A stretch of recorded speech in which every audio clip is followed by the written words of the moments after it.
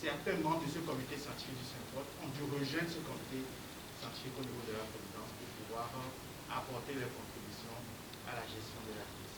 Il a fait des propositions bon, à la question, je peux répondre oui pour ce qu'on en sait, pour certaines propositions qui ont été émises. Je peux dire que nous retrouvons plus ou moins dans ce que le comité scientifique a proposé.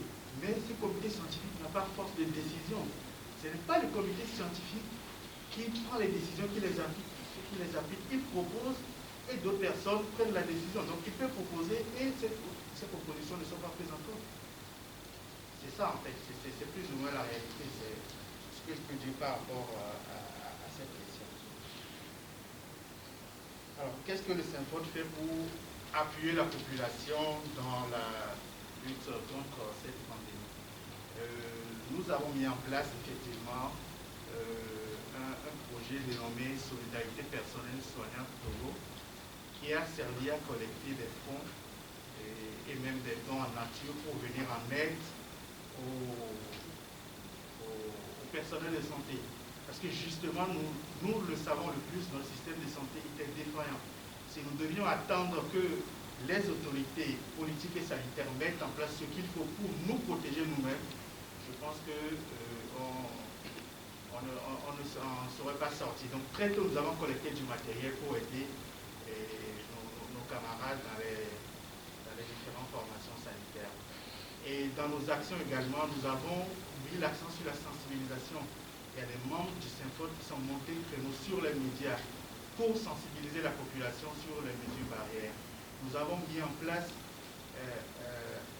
une sensibilisation dans les gares routières et dans les marchés pour des membres du Saint-Paul en appui avec les universités sociales du Togo sont allés sensibiliser les gens dans les lieux de forte affluence pour les mesures barrières. C'est ce que nous avons fait. Et je dirais lui aussi également, c'est un effet domino, le fait d'aider le personnel soignant qui est au front, qui est la première personne concernée, parce que, je le dis bien, on dit bien qu'on est en état d'urgence sanitaire. Donc l'état d'urgence sanitaire, ça veut dire que c'est le personnel soignant qui est le plus mise à contribution pour lutter contre cette pandémie. Donc les aider, pour moi, ça revient aussi à voler au secours de la population au-delà des actions menées par le gouvernement. Que faire pour... Bon, je pense que M. Gérard Lussan a voulu parler de la part de la médecine traditionnelle dans notre système de santé. Pour répondre aussi à d'autres intervenants qui ont dit on n'a pas mis l'accent sur ça et ça, bon, effectivement, on a eu 15 minutes. Et quand nous, on entend par système de santé, il y a tout ça là qui est pris en compte. Aujourd'hui, il y a un département au niveau du ministère de la Santé qui est chargé de développer la médecine traditionnelle. Mais vous savez, comme on le dit, l'argent c'est le nerf de la guerre. Est-ce qu'on ne donne pas les moyens à ces personnes-là pour travailler dans ce sens, pour faire de la recherche et donc proposer des solutions en matière de médecine traditionnelle? Quand nous parlons également du système de santé à revoir et à refaire, ce n'est pas seulement les soins qu'on fait chaque jour. Ce n'est pas cette injection qu'on aura à faire à M. Kossi dans un CMS pour lutter contre le paludisme qui est la seule composante du système de santé. Il y a la composante recherche et formation. Donc pour un peu répondre à ce que vous avez dit par rapport à nos anges gardiens, il y a longtemps que des organisations de la société civile et des syndicats luttent, pas seulement au Togo, mais à travers l'Afrique, pour que soient prises en compte nos capacités à nous-mêmes produire de quoi survivre. Et je pense que ce n'est pas seulement dans le domaine de la santé. Donc ça va peut-être au-delà de nos compétences. On ne cesse de le dire, de tirer la sonnette d'alarme, mais ça va au-delà de nos compétences et des décisions politiques qui doivent aller très haut. Bon, il y a des jeunes qui ont mis en place un respirateur. Bon, je ne sais pas franchement quelle est la suite qui a été donnée à ça, parce que le respirateur, c'est, il est produit, mais il faut qu'il soit homologué. Parce que tout ce qui est utilisé en matière d'équipement médical, je pense qu'il y a M. Jean-Paul qui est à côté de vous, qui s'y connaît bien aussi, c'est très pointu. Donc il ne suffit pas d'entrer dans un atelier, de sortir quelque chose pour dire que bon, ça c'est bon, on peut l'utiliser. Et on ne va pas aller l'utiliser en premier sur une vie humaine. Il faut d'abord aller le tester, il y a des étapes d'expérience qu'il faut faire avant de savoir si cela peut contribuer à sauver la vie ou pas. Pour les différentes annonces du gouvernement, récemment, effectivement, ils ont parlé de l'assurance, il y a une assurance vie en fait, et de la prime spéciale Covid. Bon, l'assurance vie, je peux oser le dire que c'était une proposition aussi du Saint-Faute. Soit tu as pensé à le Saint-Faute, au début, n'avait pas été associé aux organes de gestion de la crise, mais cette erreur a été rectifiée par la suite où on nous a envoyé un document pour nous inviter à participer à la cellule sectorielle de gestion de la crise au niveau du ministère.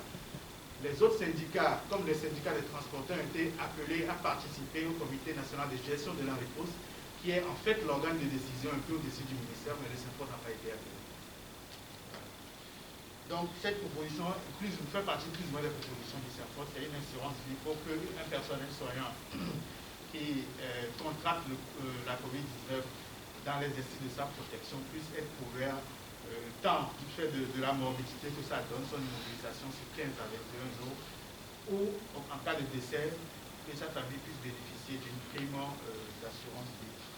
La prime spéciale Covid-19, effectivement, il y a une prime qui a été décidée pour ceux qui ont été appelés pour directement contribuer à la gestion des patients, c'est-à-dire ceux qui sont au niveau des centres de prise en charge, au niveau des équipes d'intervention rapide, c'est-à-dire c'est les personnes qui vont, par exemple, aller faire des prélèvements à domicile, qui vont aller chercher des malades dans d'autres centres pour les amener dans les centres de prise en charge.